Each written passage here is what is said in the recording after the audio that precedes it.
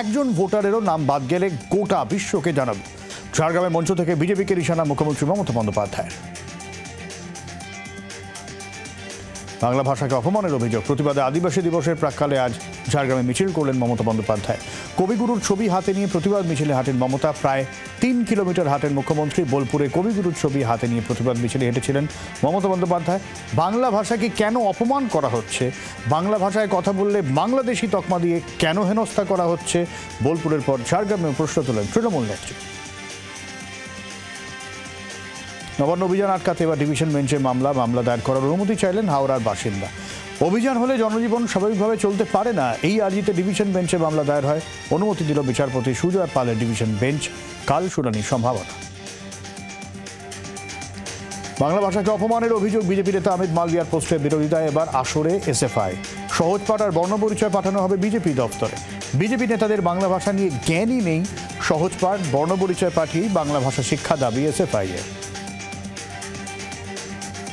Suvendu Adhikari convoy হামলার অভিযোগ। মোট 7 জনকে গ্রেফতার করেছে পুন্ডিবাড়ি থানার পুলিশ। গতকাল 3 জনকে গ্রেফতার করে পুলিশ। আজ 4 তৃণমূল কর্মীকে পুলিশ গ্রেফতার করেছে। সংসদে শুভেন্দুর কনভয় হামলার প্রসঙ্গ। রাজ্যসভায় নোটিশ বিজেপি সাংসদ সমীর ভট্টাচার্য। দল দায়িত্ব দিক, উদয়ন গুহকে ঘরে ঢুকিয়ে দেওয়ার দায়িত্ব আমার। কিভাবে করতে হয় জানি, বিস্ফোরক মন্তব্য অর্জুন সিংয়ের।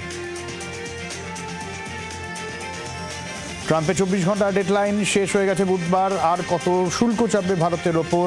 আগেই 25% আমদানি কর চাপিয়েছিলেন। এইবার সিদ্ধান্ত জানা গেল যে আরও 25% শুল্ক বাড়ালেন মার্কিন প্রেসিডেন্ট, অর্থাৎ ভারতের ওপর মোট 50% শুল্ক চাপালেন ডোনাল্ড ট্রাম্প।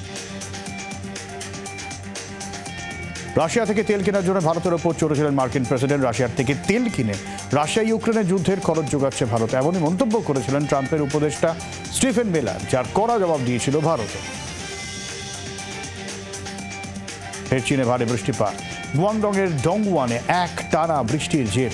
রাস্তাঘাট পাল্টে গেছে নদীতে, জল জমে ভয়ঙ্কর পরিস্থিতি। গতকাল ঝাউকিংয়েও বন্যা পরিস্থিতি তৈরি হয়। ঝাউকিংয়ে 5 ঘন্টায় 213 মিলিমিটার বৃষ্টিপাত হয়েছে।